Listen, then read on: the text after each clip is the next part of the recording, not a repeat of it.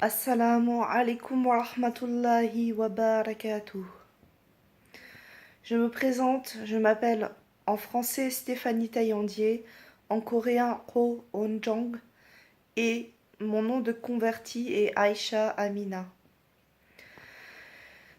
Pourquoi ai-je intitulé ma chaîne YouTube Al-Mahdi? J'ai plusieurs raisons de penser que je suis l'imam Mahdi, Mahdiha, car en fait pendant une nuit j'ai été comme maître du temps et de la terre, maîtresse du temps et de la terre. En fait, c'était en 2012. Et c'est là que je me suis rapprochée de l'islam, puisque je suis allée chez un frère, et enfin, lui c'était un wahhabia, donc il n'était pas musulman à l'époque, mais après il est devenu musulman, parce il témoigne que Dieu est sans endroit, sans comment. Et en fait, c'était en décembre 2012, c'était un peu avant le 21 décembre, il y avait des rumeurs. J'étais pas j'étais dans un égarement complet mais je me rapprochais de l'islam petit à petit. Et puis en fait je n'arrivais plus à dormir, je n'arrivais plus à bien manger, je n'arrivais plus à me reposer, j'étais stressée, j'étais persécutée par mon voisin qui était alcoolique, mon voisin du dessous. Et je voulais absolument fêter mon anniversaire comme quelqu'un, un Français de base qui fête son anniversaire. Je voulais aller à Paris pour ça parce que j'habite dans une ville qui s'appelle Saint-Dizier et j'y suis actuellement. Et je voulais aller à Paris pour aller à un concert. Bon, je vous passe les détails du concert. En fait, j'y suis pas allée au concert. Je suis allée chez mon ami, je l'ai appelé une fois à Paris. Je lui ai dit qu'est-ce que tu fais? Je suis à Paris, t'habites où et tout. Est-ce qu'on peut se voir? Et il m'a hébergée. Et cette nuit-là, j'ai vu un film et il y a eu comme une fusion entre ce qui se passait à l'écran de télévision, le film qui était soi-disant enregistré, et moi en fait. Et à un moment, en fait, le film, ça se passait. Il me disait, c'était une histoire de gens du commun comme vous et moi. Et en fait, ils allaient devenir des super-héros parce qu'ils avaient découvert quelque chose. Une météorite, une sorte de météorite qui faisait des sons. Et en approchant cette météorite, ils ont découvert des pouvoirs un peu surnaturels, enfin pas de l'ordinaire quoi. Et ils m'ont dit, vas-y, fais-le, toi aussi t'as un pouvoir comme ça. Et moi, ils m'ont dit que, ils m'ont fait comprendre à travers l'écran que mon pouvoir c'était d'utiliser ma caméra, la caméra de mon téléphone portable. Mais que mon pouvoir était limité en fonction de la batterie que j'avais dans mon téléphone portable, bien sûr. Parce que quand on n'a plus de batterie, ben, on ne peut plus faire de vidéos ou de photos, prendre de photos. Et en fait, j'interagissais avec les acteurs du film. Ils me disaient, vas-y, allume ta caméra, j'allumais ma caméra. Après, ils me disaient, arrête, j'arrêtais. Après, ça repartait. Et à un moment, il me dit, vas-y, lève-toi et agis. Je me suis levée, j'étais assise, hein. Je me suis levée et j'ai fait comme ça avec mon... Je me suis levée comme ça et j'ai fait ça. Et la musique, il y a une sorte de musique qui s'est mis, comme un orchestre qui s'est mis à jouer en fonction des mouvements de mon doigt. Et quand j'ai arrêté, tout s'est arrêté. J'ai tout entendu. Et mon ami qui m'hébergeait, il dormait. Et après, je me suis dit, mais ce que je veux, ça se réalise en fait. Et en fait, j'ai comme un pouvoir, mais à ce moment-là, je recherchais Dieu. J'étais dans la recherche de Dieu, j'étais dans la recherche de la vérité, et j'avais déjà rêvé du prophète Mohammed, sallallahu alayhi wa sallam, mais je ne m'en rappelais plus à l'époque. Et en fait, à partir de cette nuit-là, j'ai commencé à rencontrer des musulmans, à apprendre l'islam, etc., etc., au fil du temps. Mais avant cette soirée-là, où je me suis dit, il faut que je sauve le monde, il faut que je fasse des choses bien, j'ai entendu comme un missile qui descendait au-dessus de mon toit. À l'époque, j'habitais dans un appart avec une mezzanine et j'étais juste en dessous de la mezzanine, du toit. Enfin, j'étais à la mezzanine, en dessous du toit. Et ça faisait comme un... J'ai entendu un missile qui est arrivé et c'était un moment où je parlais à Dieu. Je disais, Dieu, pardonne-moi pour mes péchés. Parce que voilà, j'étais... Avant, je vivais à la façon un peu occidentale, donc je faisais des péchés. Et je savais que c'était mal le fait de boire de l'alcool, etc., etc. Je savais que c'était pas bien. Et en fait, je me suis repentie ce soir-là quand j'ai vu que j'avais des pouvoirs. Après, j'ai marché pendant 3 jours, 3 nuits, sans m'arrêter dans Paris. J'étais dans une église, j'étais en boîte de nuit, et je trouvais rien de ce que je cherchais. Et ce que je recherchais, en fait, c'était de faire la prière, c'était de jeûner, c'était de voir des musulmans, des gens qui réfléchissent sainement, c'était de partager, c'était donner l'aumône, inviter des sœurs, boire le café, discuter de l'au-delà, du paradis. Voilà, c'était ça en fait ce que je recherchais. C'était l'islam. Et je le souhaite à une grande majorité, et je souhaite à tous ceux qui visionnent cette vidéo, je vous souhaite d'être guidés, parce que franchement, quand on est dans la vie de ce bas monde, qu'on court après l'argent, après les futilités, qu'on a un truc, on veut autre chose, et on veut autre chose, et on veut autre chose, dans les biens matériels par exemple, ou dans la notoriété, ou etc. Mais ça ne satisfait pas. Quand on a quelque chose, on veut toujours autre chose. Quand on est dans cette logique de l'engloutissement des biens. Mais quand on est dans cette démarche spirituelle, on se dit, Allah, il m'a donné une famille pour certains. Il m'a donné, enfin, on a tous au moins des parents. Après, est-ce qu'ils sont vivants ou pas? Ça, c'est en fonction des cas. Mais Dieu nous a donné beaucoup de choses. Et le fait de voir, le fait d'entendre, le fait de respirer, le fait de manger, le fait de digérer, le fait de réfléchir, le fait de pouvoir sourire. Donc Dieu nous a donné beaucoup de choses. Et ainsi, on doit le remercier, être satisfait de ce qu'on a. C'est sûr qu'on veut...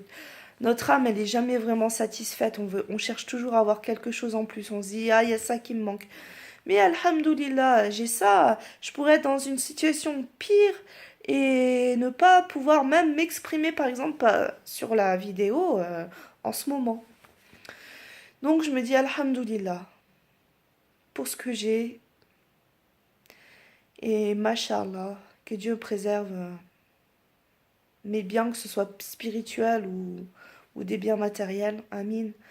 Et je voulais vous dire que quand j'étais enfant, j'entendais les oiseaux m'appeler Al-Mahdi, Al-Mahdi, parce que je comprenais le langage des animaux. J'avais un cœur pur, j'étais persécutée par des enfants qui étaient racistes dans mon village en France.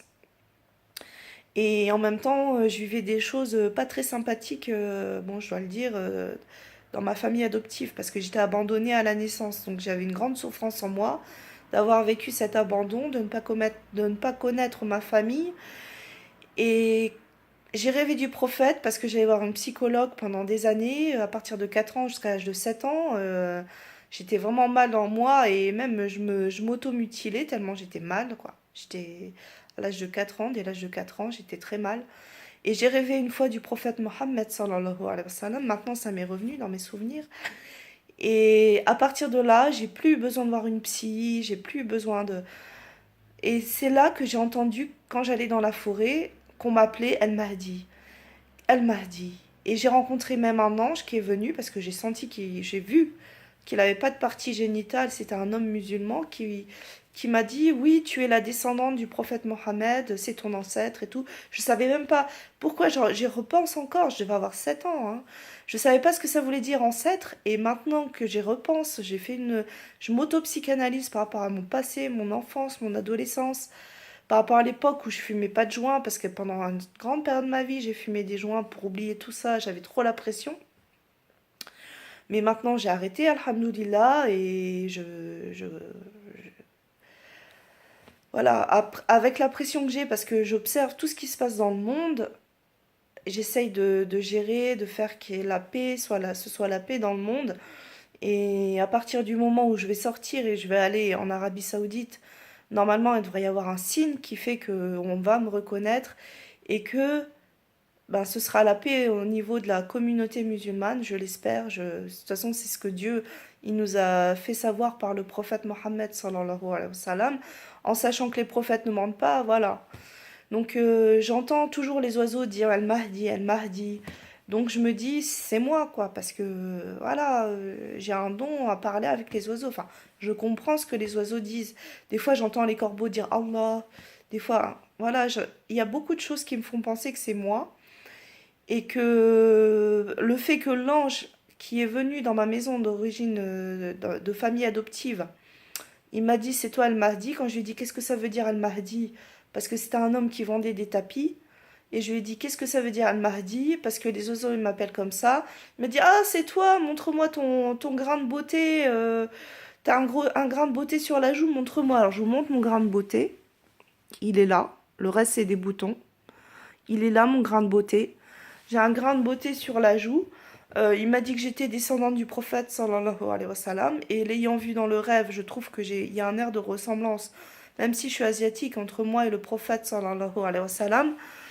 J'ai une marque sous le pied, je peux vous la montrer. Je peux vous montrer mon pied. J'ai une marque sous le pied. Voilà mon pied. Voilà la marque. Vous voyez, c'est la marque sous mon pied.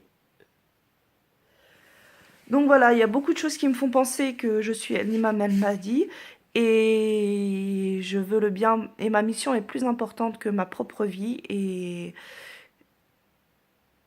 voilà, c'était pour vous prévenir que je vais bientôt sortir, Inch'Allah en 2018 ou en 2019. A priori, d'après le rêve d'un alawite qu'il a vu le prophète Saïdina Isa, Saïdina Mohammed, Al-Hidal, alayhimus salam, ce sera en 2009 que je devrais me rendre à Médine et à la Mecque. Inch'Allah. En 2019, pardon. En 2019. Donc, je vous laisse et surtout, préparons-nous pour l'au-delà, parce qu'on ne sait pas quand est-ce qu'on va mourir exactement. Donc préparons-nous pour l'au-delà. Je vous dis assalamu alaikum et sachez que pour devenir musulman, il faut y croire en le disant je témoigne qu'il n'est de Dieu que Dieu, ou je témoigne qu'il n'est de Dieu que Allah, et je témoigne que Mohammed est son messager, ou si on ne sait pas dire le ha de Mohammed, on dit je témoigne que Aboul Gassim est son messager. Aboul Gassim. J'aurai des autres vidéos à faire au sujet de ma vie pour vous expliquer un peu comment j'ai vécu. En tout cas, c'est une première vidéo de présentation. Mon nom, c'est Anjong en coréen, mon nom de naissance, qui veut dire miséricordieuse, charitable, honnête, avec un cœur pur. Donc un peu comme le nom du prophète Mohammed, hein, qui veut dire digne de louange, et El Amin, l'honnête. Et le nom de mon père, c'est Bangkwon, parce que j'ai retrouvé ma famille biologique. Bangkwon, ça veut dire, c'est la même racine qu'avec esclave ou serviteur de l'autorité avec un grand A, donc de Dieu, quoi. Esclave de Dieu. Donc Bangkwon, c'est comme Mohammed, et Anjong, mon prénom, c'est comme Mohammed, et Bangkwon, c'est comme Abdullah. Donc c'est pour ça que je me dis, si mon prénom c'est comme le prénom, ça correspond au prénom du prophète Mohammed, et le prénom de mon père il correspond au nom du père du prophète sallallahu alayhi wa sallam, c'est un signe quoi. Et le fait que j'ai un grain de beauté là, que j'ai une marque sous le pied, que physiquement il y a un air de ressemblance entre moi et lui, entre les proportions de mon visage et les proportions de son visage en fait. C'est pas l'aspect, c'est il y a une ressemblance dans la proportion. Donc voilà. Bah écoutez, j'espère que cette vidéo vous aura interpellé et que on prépare notre au-delà. Voilà. En ce mois de Ramadan béni, je vous souhaite beaucoup de vertus et un repentir sincère si c'est pas encore fait. Et souhaitez-le moi aussi s'il vous plaît. Et aidons-nous entre musulmans et soyons des frères, soyons unis dans le bien, parce que le prophète il craignait pour sa communauté et il faut apaiser notre prophète Mohammed sallallahu alayhi wa sallam qui est dans sa tombe. Et il a des nouvelles de nous. Il n'est pas mort, il est mort, mais il a des nouvelles de nous. Son âme est là. Et essayons de nous pardonner entre nous, musulmans. Et sachez que Dieu existe sans comment, sans endroit, sans direction, et qu'il ne dépend pas du temps. Voilà. et que tous les prophètes sont intelligents, beaux, chastes, courageux et ne font pas des grands péchés ni des petits péchés de bassesse. Assalamu alaikum wa rahmatullahi wa barakatuh. Que Dieu nous facilite le bien. Amin.